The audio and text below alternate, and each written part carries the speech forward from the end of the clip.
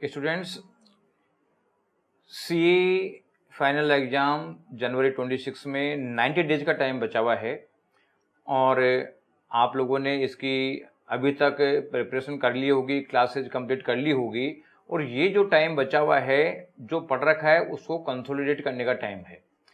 Reason क्या होता है कि आपको एग्ज़ाम में 1.5 डेज का गैप मिलता है और 1.5 डेज के गैप में आपने जिस पोर्शन को रिवाइज कर लिया उसका आप एग्जाम में लिखने की पोजीशन में आ जाते हो और जिसका आप रिवीजन नहीं कर पाते हो 1.5 डेज में, वो ये मान लो कि फिर वो एग्जाम के लिए आपका काम का रहता नहीं है, एग्जाम में कुछ याद आता नहीं है। तो अल्टीमेटली हमें इस तरीके से कंसोलिडेट करना है पूरे सिलेबस को कि हम इस पूरे सिलेबस को रिवाइज करने की पोजीशन में आ जाएं 1.5 डेज में। तो उसकी क्या प्लानिंग होगी, कैसे पढ़ना है, क्या पढ़ना है, आपको किस तरह से पढ़ना है, 100% पढ़ना है या फिर आप लोगों को सेलेक्टिव स्टडी करनी है, बहुत ग्रुप के लिए पढ़ना है, सिंगल ग्रुप के पढ़ना है, आईशे के स्टडी मटेरियल पढ़ें या फिर आप शॉर्ट नोट्स पढ़ेंगे, कोई क्वेश्चन बैंक करें या सिलेक्टेड करें या पूरा करें, ये इम्पोर्टेंट करें या पूरा करें। तो ये सब चीज़ें मैं आपको इस वीडियो में बताने वाला हूँ। तो इस वीडियो को आप पूरा देखना, अपने दोस्तों को शेयर करना, इसको लाइक शेयर करना और वीएसआई का यूट्यूब चैनल जरूर आप सब्सक्राइब करके रखना बेल आइकन दबा के, जिससे कि इंपॉर्टेंट स्ट्रेटेजीज मैं आप लोगों से शेयर कर सकूं। तो देखो, सबसे पहले तो हमें देखें कि 90 डेज का टाइम बचा हुआ है। 90 डेज का जो टाइम बचा हुआ है, आप ये मान लो कि आपके 6 पेपर है, 6 पेपर में आप डिवाइड करते हो तो 15 डेज का टाइम एक पेपर के सेम आता है। इसमें इलेक्टिव भी शामिल कर लिया मैंने, क्योंकि इलेक्टिव पेपर में 7 पेपर्स हैं। तो ये मान लीजिए 5 पेपर, तो जो कोर पेपर आप पढ़ोगे ही पढ़ोगे, साथ में 2 पेपर जो हैं लॉ और कॉस्टिंग का जो 2 पेपर है, मैं आप लोगों से सलाह देना चाहूँगा कि जो इलेक्टिव जो आपका ये आईबीएस है, आईबीएस के पेपर का जो अलोकेटेड टाइम है 15 डेज, उसमें आप लॉ और कॉस्टिंग को पढ़ें। बाकी 5 सब्जेक्ट तो आपके वैसे रेडी हो जाएंगे रेस्पेक्टिव सब्जेक्ट के साथ में। तो कुल मिला के एक सब्जेक्ट के लिए 15 डेज का टाइम बचा हुआ है और 15 डेज में कम से कम आप 3 बार रिवीजन करने का प्लान तो बनाओ ही बनाओ। पहला रिवीजन 8 दिन में, दूसरा रिवीजन 4 दिन में और तीसरा रिवीजन 3 दिन में। और जिस समय एक सब्जेक्ट रिवाइज कर रहे हो तो कल उसी सब्जेक्ट को देखना, बाकी सब्जेक्ट पढ़ना ही नहीं है। बच्चे अक्सर 3-4 सब्जेक्ट साथ साथ चलाते हैं, उसकी वजह से उनको ये पता ही नहीं चलता है कि मैं कितना आगे चल रहा हूँ, कितने पेज चल रहा हूँ, और कॉन्फिडेंस नहीं आ पाता जब तक ये 100% सिलेबस रिवाइज नहीं हो जाता। और यहाँ पे जो जो सब्जेक्ट रेडी होते जाएंगे, आप लोगों को कॉन्फिडेंस आता जाएगा कि मेरा ये सब्जेक्ट रेडी हो गया, अब ये हो गया, अब ये हो गया, अब ये हो गया।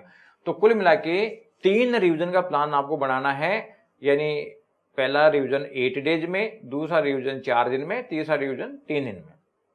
अब ये जब रिवाइज करोगे आप, तो जैसे आपके 6 पेपर है, पहले एक पेपर का रिवाइज करना है 8 दिन में, फिर दूसरे पेपर को 8 दिन में, फिर तीसरे पेपर को 8 दिन में, फिर दोबारा वो राउंड आपका 4-4 डेज का होगा, फिर सेम राउंड आपका 3-3 डेज का होगा। अब यहाँ पे देखने की बात यह है कि अब जो ये बचा हुआ टाइम है, इसमें सेल्फ स्टडी करना है या फिर कोई हमें क्लासेस लेनी है, कोई लेक्चर लेने हैं या कोई रिकॉर्डेड लेक्चर है वो देखने हैं। तो एक चीज़ ध्यान रखो कि ये जो बचा हुआ टाइम है, ये अब आपने जो पढ़ रखा है उसको कंसोलिडेट करने के लिए है।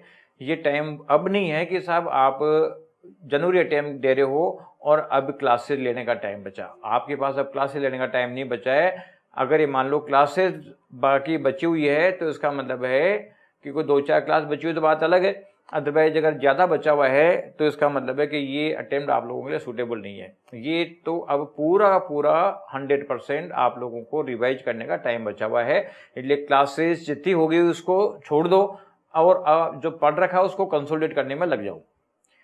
दूसरा, बच्चों को डाउट रहता है कि बहुत ग्रुप दें सिंगल ग्रुप दें, तो आपको पता है, देखो सिंगल ग्रुप बहुत ग्रुप का जो डिसीजन है, अभी अगर आप लोगों ने बहुत ग्रुप की प्रिपरेशन कर रखी है, अगर बहुत ग्रुप की प्रिपरेशन कर रखी है और आपको कॉन्फिडेंस है कि आप दोनों ग्रुप पास करने की पोजीशन में हूं, मैंने इतना तैयार कर लिया है, तो फिर बहुत ग्रुप का एग्जाम दो।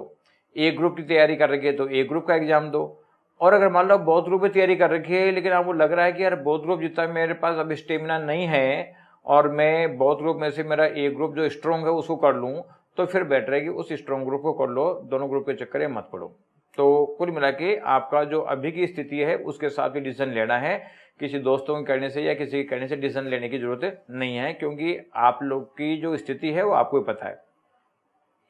अगला इश्यू आता है कि साहब आईसीआई का स्टडी मटेरियल पढूं या जो मेरे टीचर से शॉर्ट नोट दिए हैं या क्वेश्चन बैंक दिए उनको पढूं। तो आप प्रेजेंट का जो पेपर पैटर्न है उसे देखोगे तो आप देखोगे कि जो पेपर आ रहा है वो पेपर आईसीआई के स्टडी मटेरियल में से आ रहा है, कोई बहुत ज़्यादा आरटीपी एमटीपी से स्टडी के क्वेश्चन में से नहीं आ रहा है।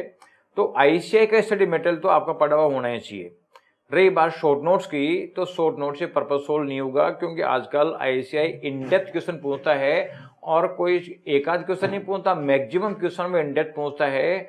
तो इसलिए शॉर्टकट अगर आपने पढ़ भी रखा है, स्पेशली मान लीजिए थ्योरेटिकल सब्जेक्ट में, अगर थ्योरेटिकल सब्जेक्ट में आपने शॉर्ट नोट पढ़ोगे तो आईसीआई की जो रिक्वायरमेंट के अकॉर्डिंगली जितना नॉलेज चाहिए उतना नॉलेज आप लोगों को मिलेगा ही नहीं। तो कुल मिला के शॉर्ट नोट से आप लोगों का पर्पस सोल्व नहीं होना है, आपका पर्पस सोल्व होगा आईसीआई के स्टडी मटेरियल से। अब रही बात प्रैक्टिकल सब्जेक्ट की क्वेश्चन बैंक की, तो प्रैक्टिकल सब्जेक्ट के क्वेश्चन बैंक को मैंने फैकल्टीज ने क्या कर रखा है कि इसमें मॉड्यूल के क्वेश्चन भी हैं, आरटीपी एमटीपी सेट एंड कुल मिला के 3 गुना क्वेश्चन हो गए। अब जो 3 गुना क्वेश्चन हो गए उसमें से कोई बहुत ज़्यादा आने की पॉसिबिलिटी नहीं है। मेनली जो क्वेश्चन आएंगे वो आईसीआई के स्टडी मटेरियल के बेस के क्वेश्चन आएंगे। अगर आपने आईसीआई के स्टडी मटेरियल को ढंग से कर लिया तो इसका मतलब है कि आप कोई सा भी क्वेश्चन करने की पोजीशन में आ जाओगे। इसलिए नंबर ऑफ क्वेश्चन आप करते हो क्वेश्चन बैंक्स के तो पता चलेगा कि भाग दौड़ करोगे, क्वालिटी मेंटेन नहीं करोगे। इसलिए बेटर है कि आईसीआई के स्टडी मटेरियल के क्वेश्चन को करो। एक इश्यू जो बच्चे बताते हैं कि साहब सेलेक्टिव स्टडी करें या फिर हम पूरा रिवीजन करें। तो एक चीज ध्यान रखो, अगर आप 100% सिलेबस करने की पोजीशन में हो रिवाइज तो बहुत बढ़िया है, इसका तो होड़ ही नहीं है। लेकिन 100% सिलेबस अगर आप रिवाइज नहीं कर पाते हो तो आपके पास में 2 तरीके की चॉइस होती है। एक तो यह कि हर चैप्टर में से जो इम्पोर्टेंट एरियाज है उसके क्वेश्चन कर लिया जाए और अनइम्पोर्टेंट एरिया छोड़ दिया जाए। एक तो ये तरीका हो सकता है, या एक तरीका हो सकता है कि साहब जो चैप्टर करें वो पूरा करें हर रेस्पेक्ट में, और जो चैप्टर नहीं कर पा रहे उसको पूरा छोड़ दें। तो एक चीज ध्यान रखो कि हर चैप्टर में से जो सिलेक्टेड स्टडी कर रहे हो आप उसको तो भूल जाओ, क्योंकि आजकल वो जो है केवल इंपोर्टेंट एरिया में से नहीं दे रहा है, वो नेग्लेक्टेड एरिया में से भी क्वेश्चन दे रहा है। यानी जहाँ से आप फैकल्टीज अक्सर ये करते हैं कि इसको तो रीड ओनली में डाल देना कि ठीक है, मतलब केवल पढ़ना है केवल, तो ये मान लो कि उसमें से क्वेश्चन आ रहे हैं। इसलिए आप एक काम करो, क्योंकि देखो हर चैप्टर का आईसीआई ने वेटेज डिसाइड कर रखा है, कुल मिला के चैप्टर में से आना तो है ही है। तो अगर आप पूरा नहीं कर पा रहे हो तो इसका मतलब है कि 2/3 सिलेबस कर लो।